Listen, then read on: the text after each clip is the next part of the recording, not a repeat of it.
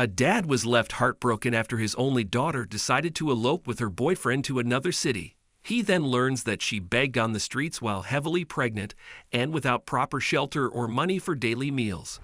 Before we continue, please take some time to subscribe to Dailydose, like and share this video with your friends. It might brighten their day and inspire them to do good. Also keep watching because an important lesson awaits at the end of the video. After graduating high school with flying colors, Brooke decides to forego heading to college in order to support her boyfriend Ethan with his career. He was a musician and had dreams of becoming a rock star. "I'm moving to San Francisco, Brooke," Ethan told her after graduation. "If we can't be together there, then let's just break up. I don't want to be in a long-distance relationship," he said, which made Brooke easily decide not to pursue her dreams of going to college in Boston. "No, we don't have to break up, Ethan. I'll move to San Francisco with you," she said without hesitation because she was in love with him. Ethan was pleased that Brooke let go of her dreams to support his. They didn't waste any time and began to plan their big move to San Francisco, which was an 8-hour drive from their local Los Angeles. Brooke broke the news to her dad, James, who raised her alone ever since she was 2 years old. Upon hearing the news, he tried to talk his daughter out of it. "Honey, you are too young to be moving in with a boy. You had dreams of going to college and becoming a lawyer. What happened to that?" he asked. "Dad, I'm 18. You can't be dictating how you want me to live my life. I no longer want to be a lawyer. I want to be with Ethan," she cried out. "I don't trust him. How will he support you? Where will you two get your money for daily expenses? Living independently is hard. You need to think these things through," James argued. Brooke had enough and was angry at how James said he didn't trust Ethan. "You know what, Dad? I don't need your approval," Brooke told him. "I'm moving to San Francisco whether you like it or not." For the first few months, Brooke and Ethan were smug that they were able to move to San Francisco without anybody's help. They wanted to prove to Brooke's dad that they would make it, and they did, until Brooke found out she was pregnant. At the time, Brooke and Ethan started to worry about where they'd get enough money for her pregnancy and childbirth. Ethan didn't want to become a father, as he still had dreams of becoming a rock star.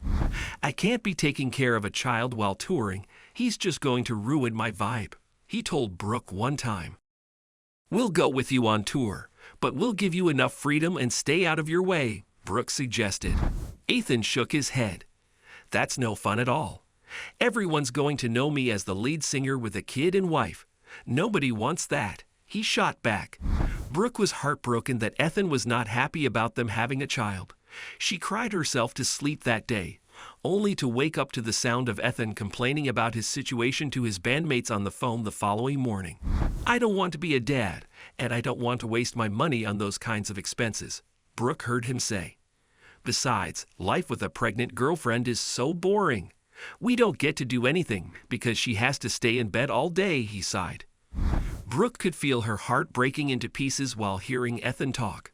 What made matters worse is the line that came next. "You guys are right," Ethan said.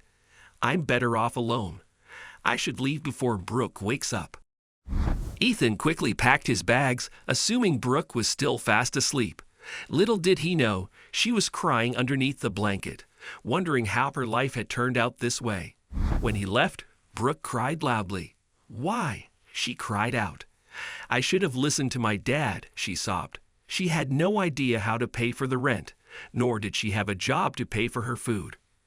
That day, knowing Ethan wasn't coming back, Brooke tried to sell everything she could. She sold her smartphone, she sold their television at home, and a few other appliances she could find. Unfortunately, those couldn't cover a month's rent. By the first week of a new month, the landlady kicked her out of the house for failing to pay. "I'm sorry, Brooke. Business is business," the landlady said before shutting the door in her face. Heavily pregnant Brooke ended up at a bus stop. She sat there, wondering how she could possibly survive without no money or a roof over her head. She wanted to return to her dad's warm and cozy house, but she was too ashamed to give him a call. "You were right, Dad," she said to herself. "But I'm too ashamed to let you know that you were right, and I was wrong. Ethan was a bad man all along, and you saw that. I didn't, she cried. On the day before Christmas, Brooke was begging on the street when one of her former teachers noticed her. The teacher was on an excursion with her new class and saw her former best student with a huge belly, asking for money on the street. Without hesitation, the teacher called Brooke's dad. "You need to head over to San Francisco now," she said. "I just saw Brooke begging on the street. It seems she's been living without a home for quite a while now." Christmas Eve came and Brooke was watching the happy families enjoying nice warm meals in San Francisco's best restaurants. She had tears streaming down her face, knowing she might never get to experience that ever again. She was dirt poor and had no one in her life except her unborn child. Suddenly, her thoughts were interrupted by a hand extended in front of her, giving her a ticket. She looks at the hand and realizes it looked familiar, with an extraordinary wedding ring on it. Brooke raises her head and sees her father. "Dad," she cried, immediately standing to hug him. "You're here. I never thought I'd see you again."